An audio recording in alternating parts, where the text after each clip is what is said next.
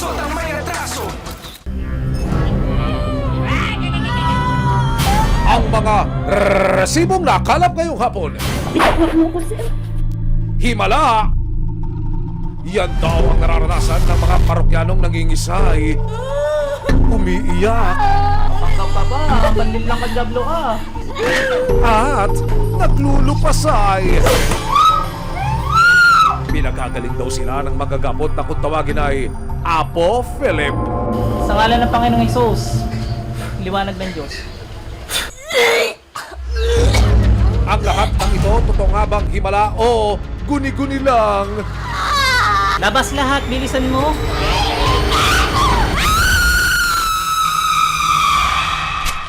Tauhan ng isang apartel sa Maynila, paulit-ulit daw na hinipuhan at binastos ng sarili niyang amo? Ayoko nga. Sir, pag sinabing no, it's a no. Hindi ko naman siya ginalaw. Eh siyempre, damit niya hanggang dito lang eh. Makalaya pa kaya ang empleyado sa kamay ng umunoy? Mapanamantala niyang boss? Ayoko. Ano mang reklamo, bibigyan tugon. Bawat hinaing at problema, hakanapan ng solusyon. Ito ang bago ninyong sandigan, hindi palalampasin ang mga tiwali at maling gawi. Dito, walang ligtas ang kabisado at lalong walang lusot ang may atraso. Dahil ang lahat, hakanapan natin ang resibo. Magandang hapon ako po si Emil Zubangin. Kapag may sakit at nagigipit, ang iba sa faith healer daw kumakapit. Pero sa likod ng mga dasal at dahon, meron nga bang himala? Sa dami ng mga tao sa labas, aakalain mong may piyesta. But no, hindi dasal o salo-salo ang dinayo nila.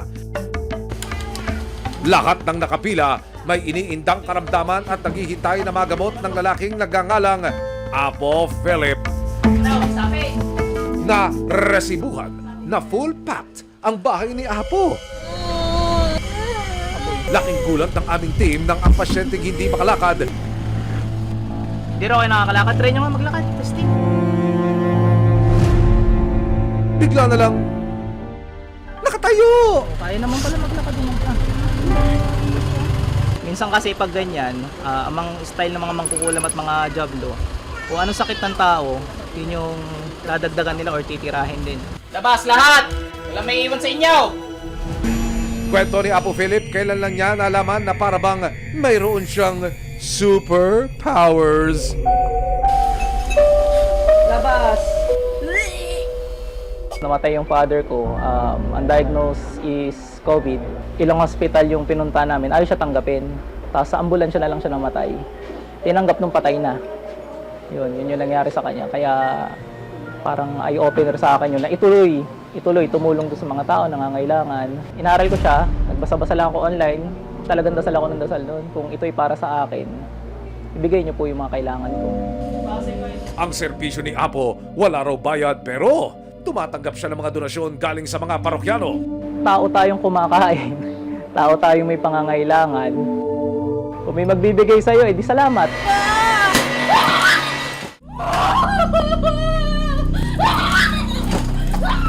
Makikita ho sa video ang pagtirik ng mata ng babae. Hanggang sa gamitin na ni Apo ang dignum. Ano ho ito? Ito yung isang uri ng maitim na kahoy na madalas ginagamit sa mga pangontra bilang panggilit niya umano sa demonyo. Labas! Saan pa akong gagamutin? Ligalig ng Diablo ka. Totoo nga ba ang mga himalang dala ni Apo Philip? Depende sa nakasapi eh. Katulad nun, may mga nakasaping nagpapanggap na mangkukulam. Kunyari, nag-uorasyon. Sa patuloy na paggagamot ni Apo Philip, dumating ang 15 taong gulang na itinago namin sa pangalang Princess. Isang dalagitang sinasaniban daw ng demonyo na nagkakagusto sa kanya. Neng, magdasal ka sa Panginoon. Nagsimula ni Apo Philip ang dasal. Kuya, Bakit? nakakayapan ko. Natawa-tawa pala kanina eh. Paano sasakit ang ngipin mo ngayon? Luko kang Diablo ka. Manlilin lang ka pa. Labas! Ayon kay Apo, tanda raw ito ng espiritong Palaban? Balik. Pero nang lumipat sa ibang upuan ng dalagita, bigla na lang siyang nagabok!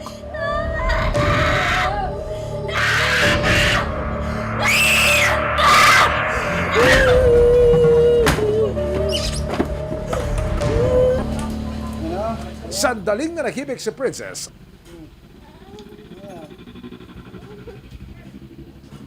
At bigla na lang tumakbo palabas.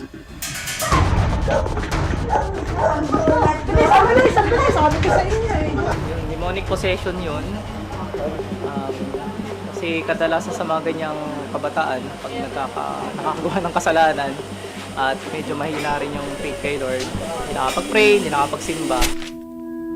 Mula Masbate kung saan siya lumaki, dinala muna sa Batangas si Princess dahil sa sunod-sunod daw nitong pagwawala. Pinapunta po ako dito ng tita ko kasi papagamot daw. Nagsimula po nung sinaniban ako ng grade 9. Sa school po namin may malaking puno doon. Tapos nakikita ko na lang po siya nandun sa puno nakaupo. Ano siya, itim siya na hugis tao, tapos pula yung mata niya.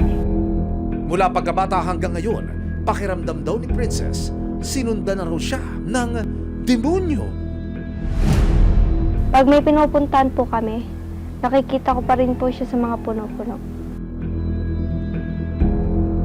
Sa kada mangyayari sa kapatid mo, ano nararamdaman? Nahawak po. Hindi ko naman po namin alam na depressed siya. Nagsisipa siya dyan, tapos nagsisigaw ng tama na daw. Oo. Tapos nagpapanggap ng nagsasabi sa kanya. Nagwawala po, ganyan. Oo. Tapos kung ano-ano yung sinasalita. Ayon kay Apo Philip, aminado siyang hindi niya nagagamot ang lahat ng pasyenteng dumudulog sa kanya. May mga sakit daw kasing hindi na kaya ng kanyang kapangyarihan. Medical training, wala, pero nagbabasa-basa ako. So, lagi ko nga sinasabi, magkonsulta sa doktor. Kasi yun yung pinaka-importante. Dalawa nga kasi yung sakit ng tao. Kadalasan, yung sa spiritual at saka yung sa physical. Yung physical, yun yung kaya gamutin ng doktor. Yung sa spiritual naman, yun yung kaya namin gamutin.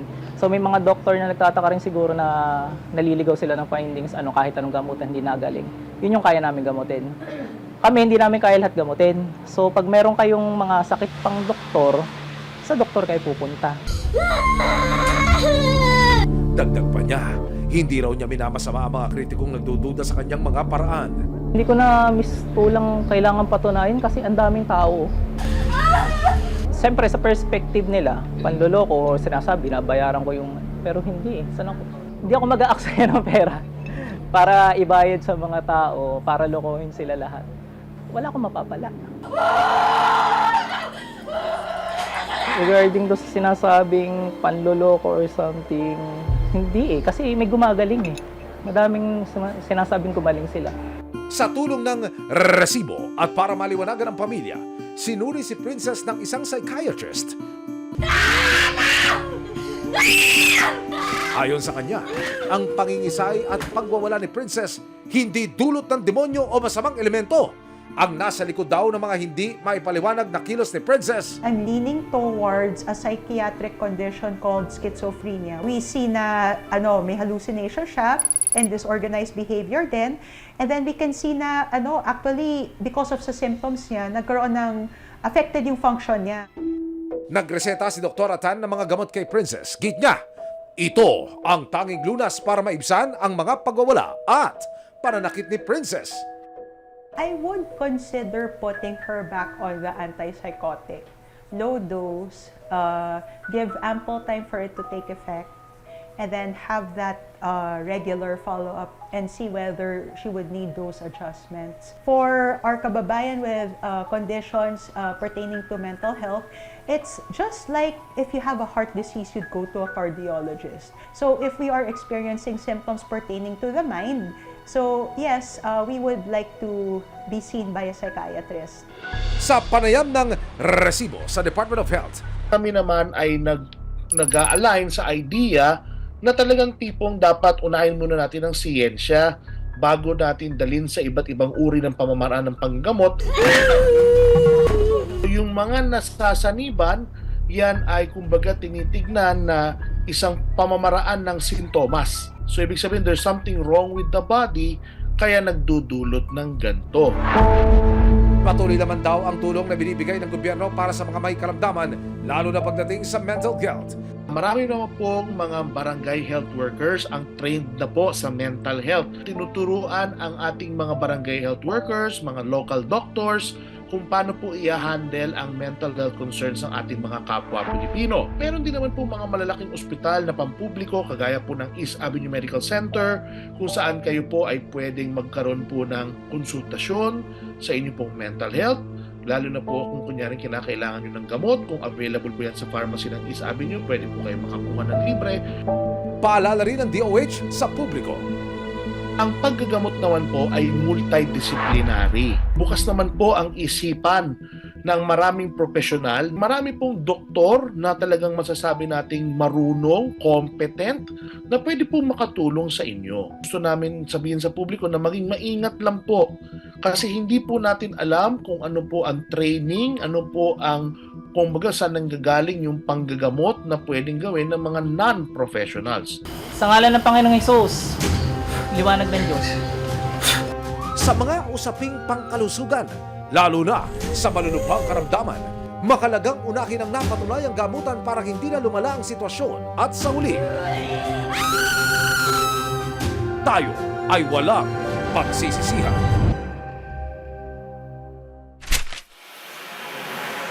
Dumulog sa resibo ang isang empleyado ng Transient Hotel sa Ermita. Inirereklamo niya ang kanyang among senior citizen na manyakis daw ang mga resibo ng ginang, mga video kung saan kitang-kita ang panghihipo ng lalaki sa maseselang bahagi ng kanyang katawan. Bawal na bawal po yan. Lagot ka ngayon, Lo! Nito lamang October 9 pumutok sa balita ang privilege speech ng isang konsehala sa Maynila nang gagalaitin niyang ikinuwento ang naging karanasan sa kamay umano ng kapwa konsehal. Imbes na maayos na pagkamayan ang mangyari, kinamayan niya ako at dinudot ang aking palad ng ilang beses. Hindi na napigilan ni Councilor Eunice Castro ang pag-iyak sa gitna ng kanyang talumpati. Gusto lang kitang batiin na ang galing mong magsalita. Suminyales ako sa iyo ng high five, binaba ko anong ginawa mo. Dinudot mo na naman yung kamay ko! Nito lamang Huwebes, nagpaunlak ng panayam sa resibo ang konsehala. Bakay raw niya, hikayatin ang iba pang mga babaeng nakaranas ng pareho manong pambabastos na magsalita at magsumbong. Hindi natin sila maiiwasan, pero sana yung mga katulad nila, katulad nito na tumayo ako, labanan natin sila sa tamang paraan para nababawasan sa ganitong mga pagkakataon. Wala kayong dapat ikahiya. Kung meron man, sila yun. Dapat kayong magsalita, dapat kayong tumayo. Wala kayong kasalanan. At hindi kayo nag-iisa. Sa ngayon, iniimbestigahan na raw ng pamahalaang Luzon ang insidente at hawak na ng Committee on Ethics ang kanyang reklamo. Samantala, humingi ng paumanhin ang nambastos umanong konsehal na si Ryan Ponce. Sinubukan ng resibo na kunin ang kanyang pakayag pero tumanggi na ang opisyal na humarap sa kamera. Makalipas ang 2 araw, October 11, 2025, lumapit sa resibo ang isang empleyado ng isang transient house sa Maynila. Ang pinagdaanan daw ni konsehala hindi nalalayo sa kalbaryong sinapit niya sa kamay ng kanya mismong amo. Ayon kay Marian, hindi niya tunay na pangalan. Nakaranas daw siya ng pamomolestya mula mismo sa kanyang amo at may-ari ng transient house na si Charito Rosalinas, 63 taong gulang. Ayoko sabi. Bitawan mo ko, sir. Ikinwento ni Marian sa resibo kung paano nagsimula ang maling pagtingin sa kanya ng kanyang amo. Umaga ng September 27, 2025, itinawag daw ni Marian sa boss niyang si Charito ang sirang kisame ng transient house. Tingnan daw namin yung sirang kwarto doon. Sabi ko, sige po. Tapos pagdating po doon sa kwarto, yung kesame po na yung sira doon sa kwarto. Makalipas lang daw ang ilang saglit, sinarado raw ni Charito ang pinto at dito na raw nito sinimulan ang pangmomolestya kay Marian. Tapos iniwanan ko na po siya. Nung lalabas na po ako, bigla niya po sinarado yung pinto. Tapos niyakap niya po ako. Tapos hinawakan niya po yung masisilang bahagi ko. Ayoko, buksan mo. Ayoko nga eh. Buti na lang po yung paa ko po, naipit dun sa pinto. Kaya hindi niya masara yung pinto. Tapos habang naglalagat po ako, masakit po yung dito ko kasi naipit nga po dun sa pinto. Agad naman din daw bumaba ang kanyang amo at humingi ng paumanhin. Nagsuri po siya. Hinayaan ko po siya, hindi ko na siya kinausap. Ang sorry na tinanggap ni Maria noon, mabilis na nabaliwala nang ulitin ng kanyang amo ang pagtatangka sa kanya. October 1, 2025, may 4 repair daw ulit si Charito sa isa sa mga kwarto. Nauna raw sa kwarto ang kanyang amo at sumunod naman si Marian para iabot ang tools. Pero si Charito, dumamoves na naman kay Marian. Huy sir! Akala ko po ba nagsorry na kayo? Nauna po ako lumabas pero naunahan niya po ako magsara ng pinto eh. Lalabas na ako, sinara niya po ulit. Tapos nailak niya yung pinto. Ayoko sabi. Bitawan mo ko, sir. Sumisigaw po ako, sabi ko ayoko. Sabi ko pag pinilit mo talaga ako, sisigaw ako. Mas naging agresibo raw ang kanyang amo kahit na nagpupumiglas na si Marian kakatanggi. Ayoko sabi. Bitawan mo ko, sir. Sisigaw ako, sige. Pag sinabi ko naman po sisigaw ako, mag-iiskandalo ako. Binuksan niya po kaagad yung pinto. Tapos lumabas na po siya.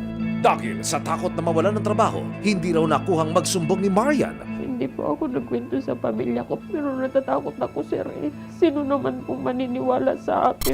October 13, inilapit na ng resibo ang reklamo ni Marian sa Criminal Investigation and Detection Group, Anti-Organized Crime Unit o CIDG AOCU. Formal na siyang nagsampa ng reklamong sexual harassment laban sa kanyang amo na si Charito. Pero hindi pa rito natatapos ang pag-aksyon ng resibo. Kinabukasan, inilapit din siya ng aming programa sa Manila Social Welfare Development. October 15, 2025 kasama ang City Social Workers at ang anak ni Marian. Nagkasa ang resibo ng rescue operation para mailabas si Marian sa poder ng kanyang amo.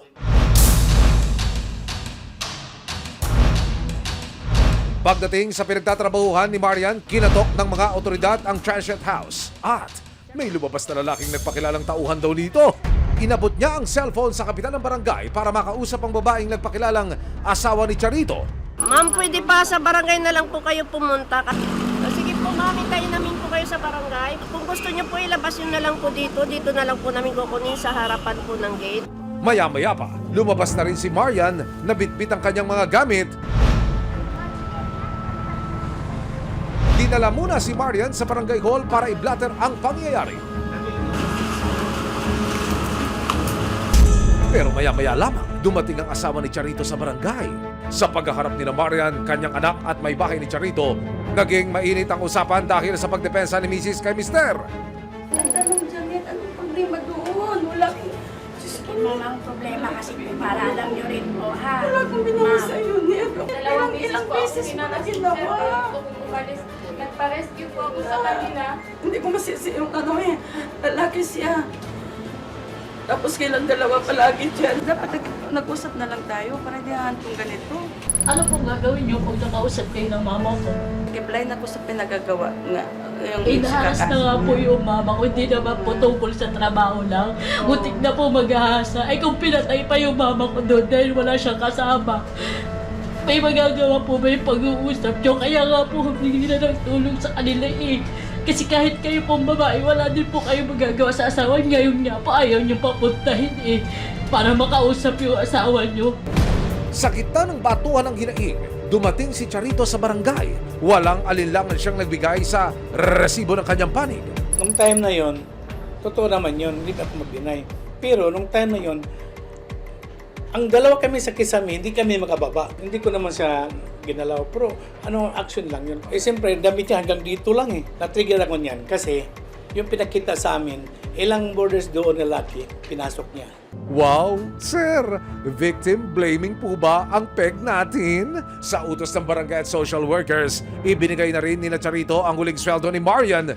I-under natin siya sa CIU namin, sa Crisis Intervention Unit, para mabigyan natin ng konting pinansyal na tulong kasi alam natin yung pinanggalingan niya, no? Para meron siyang konting panggastos. October 16, 2025, formal lang nagsampa ng kasong sexual harassment at attempted rape si Marian. Tayo po ay narito ngayon sa tanggapan ng Anti-Organized Crime Unit ng PNP-CIDG. Sasamahan po natin ang complainant na si alias Marian para po sa formal na paghahain ng kasong attempted rape laban ho sa dati niyang amo.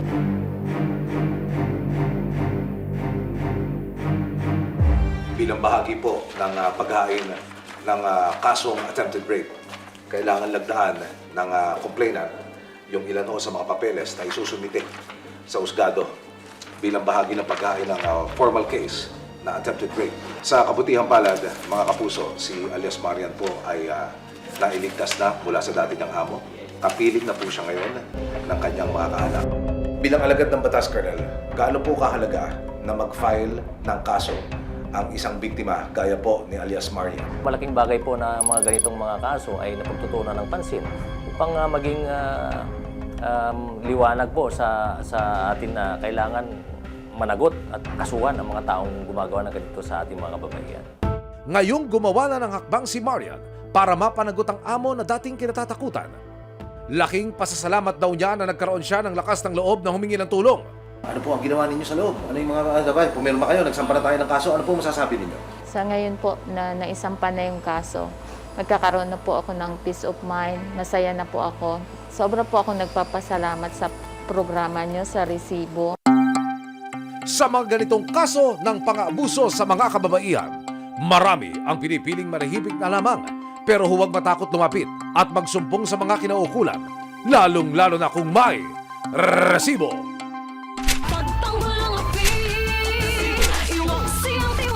Sama-sama nating ituwid ang tiwali at baluktot. Itakwil ang maling gawi at modus na bulok. Walang ligtas sa kabasado at lalong walang lusot ang may atraso. Dahil na lahat, hakanapan natin ang resibo. Hanggang sa muli, ako po si Emil Zumangil. May ebidensya, resibo, walang lusot ang may atraso.